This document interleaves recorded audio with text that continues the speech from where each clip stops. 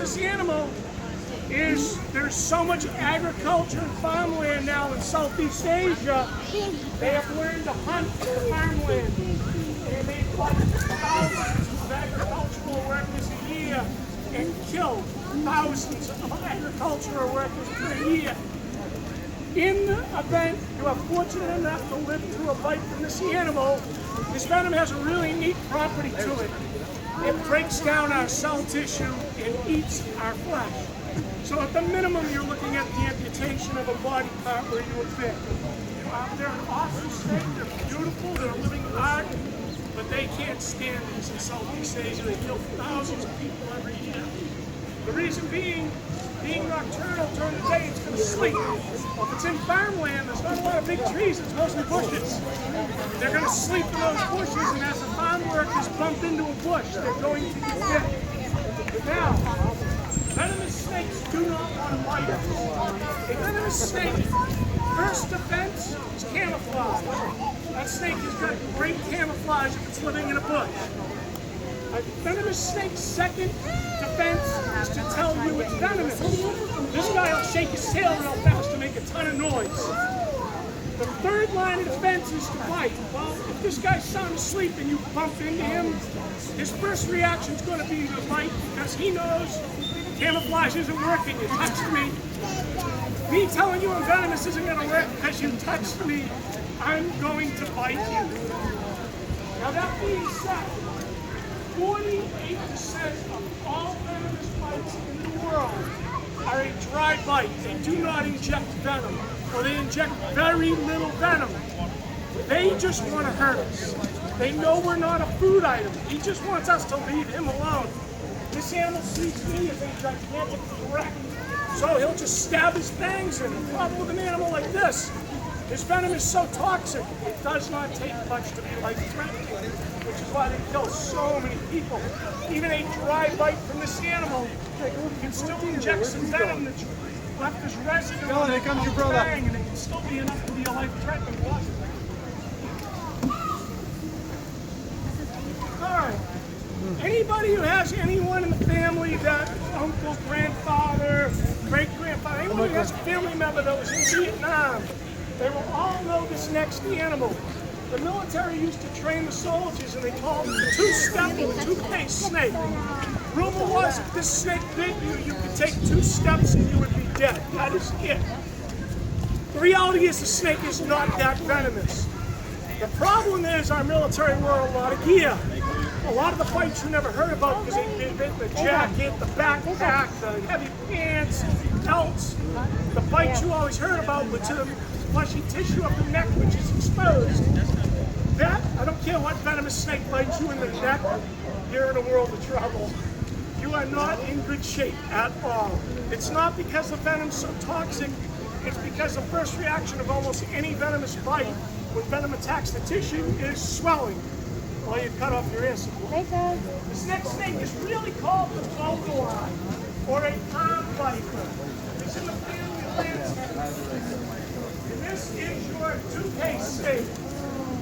It's arboreal, lives in the trees, it's nocturnal, it's out at night, prehensile tail, caught alluring. That is some great camouflage. It lives in the bushes. Yes, people are right. It is a beautiful snake. And see that prehensile tail at work? It is hanging on. Now this snake will give you a life-threatening bite, but the reality is if you got medical attention in an hour or two, you would be okay. There's not a risk of taking 2 steps and dropping dead. White Jeep Liberty, New Hampshire plate, walking people lane. Anybody? Jeep Liberty? White Jeep Liberty.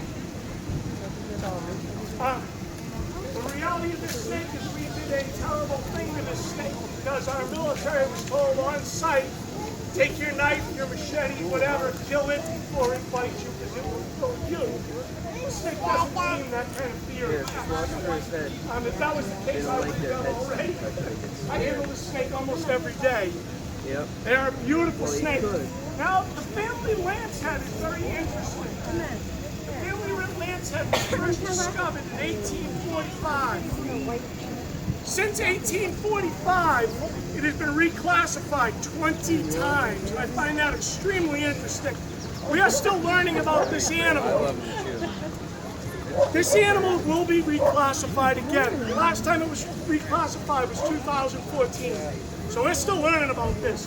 The reason I say it will be reclassified again, there's 35 known snakes in the family lancehead.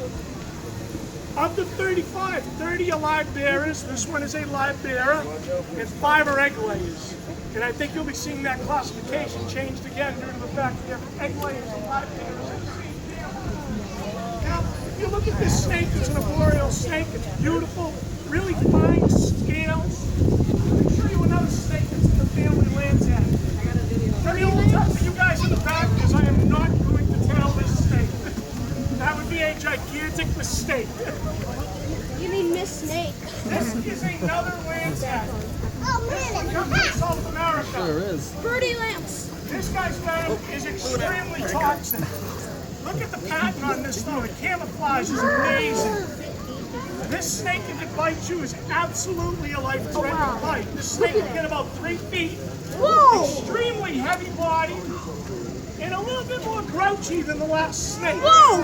Has a lightning fast strike. Dad, did you see the Scales, scales? scales. The scale structure is nothing like the one I just showed you, but they're in the same family. This one's also a ground dweller.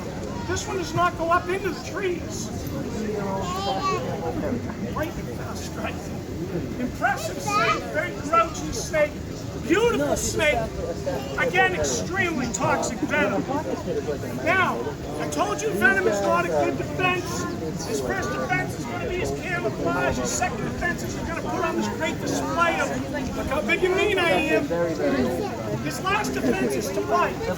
Even if he bites me, yes, I probably am going to die. I am not going to drop dead in one breath. So if he bites me, I stomp on his head, he's dead. What good was venom as a defense? I still killed him. Venom is a horrible defense. And that is why 48% of all bites are dry bites. They don't want to envenomate us. They just want us to leave them alone. They want to save their venom. Go Ray! They want to save their venom to acquire food. I got a 5-year-old right there. Catching food. That's awesome, man. And these guys, when they get bigger, they are impressive. Very muscular snake, very powerful strike. Definitely an animal you do not